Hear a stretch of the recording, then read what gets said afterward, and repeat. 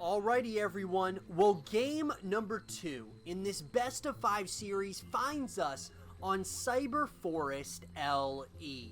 Spawning here in the top left hand corner of the map, playing with the red Zerg pieces. He's currently up and wants to keep this series rolling in his favor. His name is Elazer.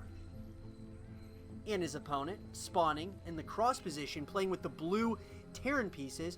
He's currently down, but certainly not out of this series just yet. His name is Marinelord.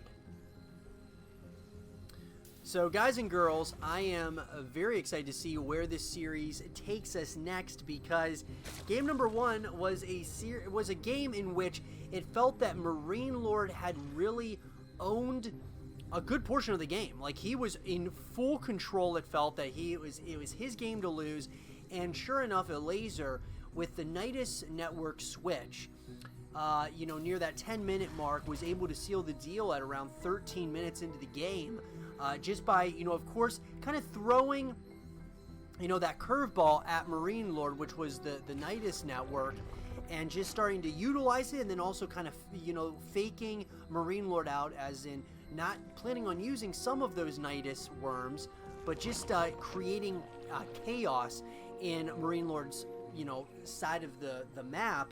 And that really, I felt, was the tail of the tape in game number 1. So game number 2, let's see what both these players decide to do here, as we're going to see Elazer going for the standard hatch gas pool opener, very relatively standard on his side of the map. The same can be said for Marinelord. He's going for that barracks into the of course the orbital command, and then that natural command center. So very standard on both sides. Nothing too out of the ordinary as of yet. We're going to see a factory follow-up here for Marinelord. We are going to be seeing the Overlord coming, do a little bit of some scouting. And, I got to say, guys, that first game, man, I just felt that Marinelord had it, throughout the course of the game. He was doing such a good job putting the pressure on Elazer and just kind of dictating the pace of the game, and I just feel that he allowed that game to get a little bit out of hand. And so I'm wondering what his response is going to be, because I think the narrative now is around Marinelord, as in, what do you do if you're down against a guy of the likes of Elazer by a game? How do you get back into this thing without, losing? Going down 2-0 is something that you definitely do not want to allow to happen. It's so hard to get out of that 2-0 hole in these best of 5 series. So it does look like we're going to see the third hatchery going down now for Elazer. Going to see, of course, that Reaper across the map once again. I'm wondering if Marinelord is going to try more of the same as what he did in game number 1, simply because in game number 1, it almost worked. I mean, really what he was doing was working. I just feel like it was, maybe not having those proper timing attacks, like maybe going a little bit more all in, would have really sealed the deal. But I felt that Marinelord, he played a good first match. It just didn't work out in the end. Elazer, I'm wondering if Elazer should be the one getting more aggressive earlier on in the game. That's what I think he needs to do in order to not allow Marinelord to kind of get a setup going. Metabolic Boost is going to be finishing up in less than 5 seconds for Elazer. So he's going to be in that Zergling speed here relatively soon. And it looks like on the opposite side, we're going to be seeing, that starport is down. We're going to be seeing a second starport coming in. So this is going to be kind of interesting. Excited to see what ends up happening here. Now, oh my, a fusion core. Okay, so now we see what's happening. What I am assuming is Marinelord's going to go for the double battle cruisers, which I think is a really great decision. Now, let me just see here. It looks like Elazer, I don't believe he knows about this. So he has no idea what's going on in the main base location. So this is going to get interesting extremely quickly, as we are going to see the Zerglings coming out onto the, on the map now. We're going to be seeing the lair coming in as well for Elazer. He's morphing that in so we can get those higher tier lair-based units. We're also going to be seeing the Spore Crawler, so Elazer must have an idea that, hey, something might not be, right here, as that fusion core, and we're seeing the double battle cruisers coming in. I love it.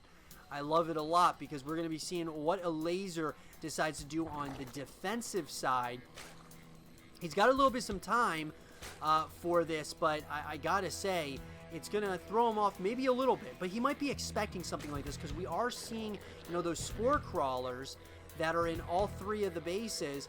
And so I would say, if, you know, Elazer should probably try to just see what's going on, but he can probably guess as to what might be going on here because he's not seeing any of these timings. He's seeing that there's not a, you know, a 3rd base hasn't gone up yet. So there's always so many different options. So it looks like he's going to go for the Spire, and I love it. Elazer is playing this perfectly so far. He's playing his opponent, or kind of reading his opponent like a book, thinking, well, there's only so many things that he can maybe be going for. The double battle cruisers are definitely something that could happen, or he could be trying to do. So the Spire's going to come in, and that Spire's going to be, you know, very helpful in, you know, fending off these battle cruisers, most likely, unless he wants to go ahead and get, you know, some Hydralisks. Those battle cruisers could be a significant pain to deal with, at least in the early stages here. So we are going to be seeing now the battle cruisers are out, and they're going to start trying to do as much damage as possible as they're going to start target firing down those queens. The queens are going to start having to get those transfuses in. The transfuses are not coming in, and once again, it looks like our Terran player has really been able to kind of get some of these, you know, throw his opponent a little bit on a loop here. I absolutely love it, but you do not want to lose these battle cruisers, as we are going to see more and more queens being added on now. But those battle cruisers doing a little bit of some damage, but this is exactly what Marinelord needs to be doing. He's got to be, you know, the one dictating the pace of the game consistently throughout, not allowing Elazer to do a whole lot. Now, what we are going to see now are going to be 6 of these corruptors coming in. Definitely going to be helpful against the battle cruisers. Battle cruisers are moving out. He did scout, of course, that there was going to be a Spire coming in. So Marinelord smartly is going to leave, but while this has all been going on, he's getting, you know, more and more barracks created. He's got his 3rd command center out. So, you know, stim packs being researched as well out of the tech lab.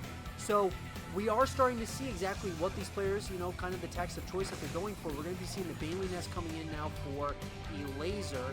He's got those +1/+1 upgrades being researched out of those evolution chambers. He's getting that 4th hatchery. And I would say that we're relatively square at this point. I would say, you know, Elazer's a little bit ahead of the supply, of course, but I gotta feel it feels relatively even. Neither player has really lost a whole heck of a lot as of yet. And as I'm saying, that does look like these battle cruisers are going to try to do as much damage as possible. They are going to start doing a lot of damage, but at the same time, these corruptors, there's a lot of them, and they're going to be going in with those transfuses, and it looks like they might be able to get an opportunity here to take out all of these battle cruisers. Oh my, this could be absolutely huge, as these corruptors are just going to continue just taking on all the battle cruisers. Every one of them now does go down. There's more on that production tab. Another one is going to be out, but man, those corruptors, that was a huge play there, as Marinelord's, his supply does plummet after that. I mean, you can definitely see that. The beautiful transfuses coming in out of Elazer with those queens. Burrow's going to be researched and finished up in less than 10 seconds now for Elazer. And I gotta say, nematized carapace, or I should say not nematized carapace, but the roly-poly upgrade for the banelings is going to be coming in. So that is centrifugal hooks. We're going to be seeing melee attacks level 1 finishing up in less than 5 seconds as well for Elazer. So a lot of these upgrades are going to be completing here relatively soon. We're going to be seeing the double armories coming in now for Marinelord. He's obviously got the double engineering base with those +1 upgrades finishing up in less than 5 seconds. Infantry weapons as well as infantry armor. So I gotta say, you know, it is a very interesting ordeal, to say the least. You know that? I gotta say that this could very well become a very interesting dynamic here between these two players.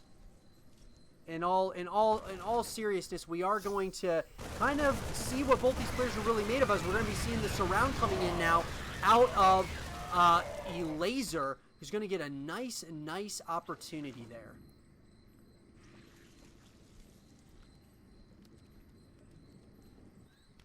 So I gotta say, guys, as we've got like a slight lull right now in the game, we're passing that 10-minute mark. We are gonna kind of, you know, see exactly what both of these players are, you know, really starting to plan on doing. I mean, and right now, Elazer is getting that hive out.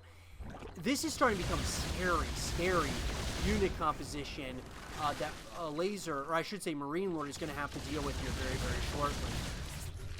I do not know how much I like this, but it does look like a lot of those Corruptors are probably going to go down, but the Transfuses are once again going to be coming in, and here we go.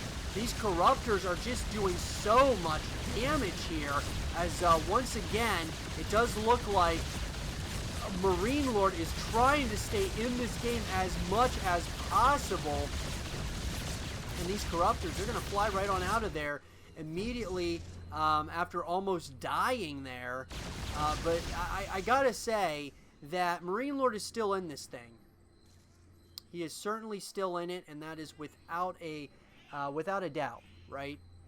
You gotta wonder, as the ship weapons and vehicle plating level 1 is going to be finishing up in less than 10 seconds now for our Terran player, these armies have to clash at some point. So, you know, you gotta look at this as in, this is going to be a very interesting ordeal, right? This is going to be super, you know, between these two players, it's about to, I mean, these two are about to most likely clash very soon, as we're going to see Siege as well as those Marines that are going to be coming in here. And we're going to see a couple of Marauders as well that are added in the mix. Actually, one Marauder there. But here we go. We're going to be seeing them. They're going to be going after what is the 5th base location, trying to clear out all these creep tumors. Looks like Elazer is going to give up on this, at least for the time being. But it does look like these Zerglings are going to start moving out here. You've got those burrowed Banelings. Got to be very careful. So now we could have an interesting base race kind of ordeal here, as both players are going to try to do as much damage on either side of the map. Who's got more units? The Vipers are out. Corruptors are going to be coming in as well. And here we go. Those Blinding Clouds are going to be coming in as well.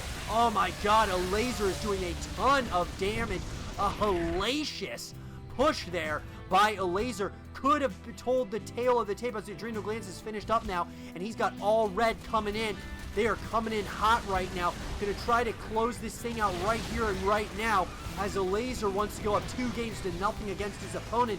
The Corruptors are moving very far onto Marinelord's side of the map. Is there going to be enough here, though, as so many of these SCVs are going down? It does look like this army is being re-upped right now, but it's not over yet. It's definitely not over yet. Marinelord still has an opportunity to try to get this thing back in his favor. It looks like he's getting the double medevacs out. He's going to have, of course, the Marines as well as those siege tanks, and then, of course, the battle cruisers. I don't know if I like the decision to stay on the battle cruisers, though, as long as he has, as we already see that these Zerglings, once again, this lost mining time, they're going to be going after a lot of these units. They're going to start trying to take out some of these, the refinery. GG is called, as Elazer is hitting multiple bases at once, and Elazer takes a 2-0 lead over his opponent. I hope you guys did enjoy this game between Elazer and Marinelord. And if you guys did, leave a thumbs up, subscribe for news, stay positive. And as always, I'll talk to you guys all in game number 3.